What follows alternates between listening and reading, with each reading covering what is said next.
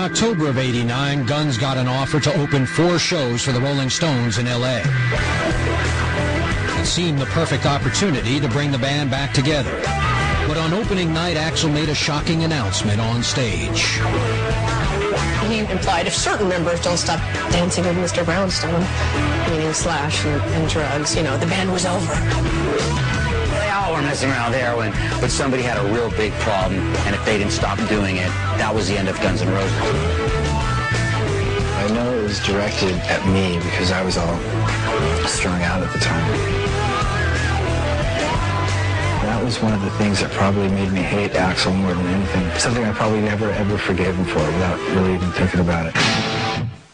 At the time, the tirade seemed to galvanize the band.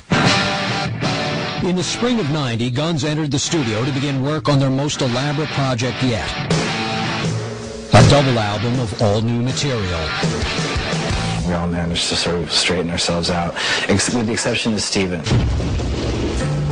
Steven was so locked up that he just couldn't get it together. He was so messed up with junk that he couldn't pull off the tracks. The band had lofty ambitions for the new album, but Adler's debilitating heroin addiction made him a liability in the studio, and the sessions came to a grinding halt. He couldn't play. He would lie to us, and we'd go over to his place and find behind the toilet and find stuff underneath the sink. He couldn't leave his drugs, but there's other things beside the band that he was involved in with his drugs that are very dangerous and scary, and I want nothing to do with them. In July of 1990, frustrated by their lack of progress, the band fired Steven Adler, only worsening the drummer's depression and drug abuse. He would eventually suffer a cocaine-induced stroke.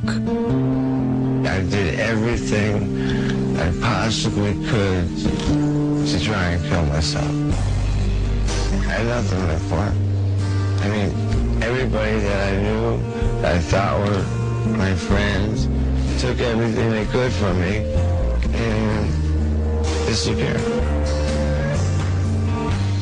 I would drink a whole bottle of vodka, just down it. When before the sun was coming up, so I could pass out. As Steven spun into a deadly narcotic abyss, the band recruited former Cult drummer Matt Sorum. And in September of '90, Guns began laying down the tracks that would make up the epic double album, Use Your Illusion 1 and 2.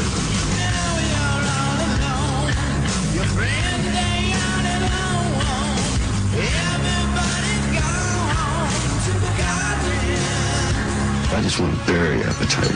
I don't want to live my life through that one album. I have to bury it. So rather than just throwing a bunch of songs together that we think are fun, we're going over it, you know, with a fine-tooth comb.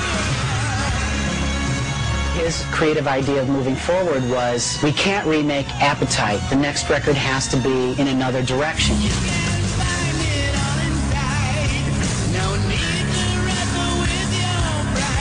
But the impoverished gang of 5 who'd lived through the turmoil that inspired Appetite for Destruction had drifted apart. And from the start, sessions were literally phoned in. Slash and I do a lot of our communication by phone. You know, what do you think about the end note? And it's okay, we'll change that to this. Hold this note a little bit longer, da-da. It was impossible to get us into one room, all of us, at one time. It was very dark, and there was a lot of just toxic sort of a feeling in the room. And the sightings of Axl Rose were few and far between.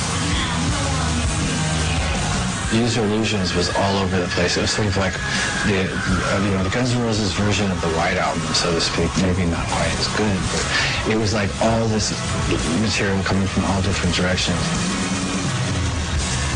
Despite all the turmoil, Guns' double album was destined to become a phenomenal success.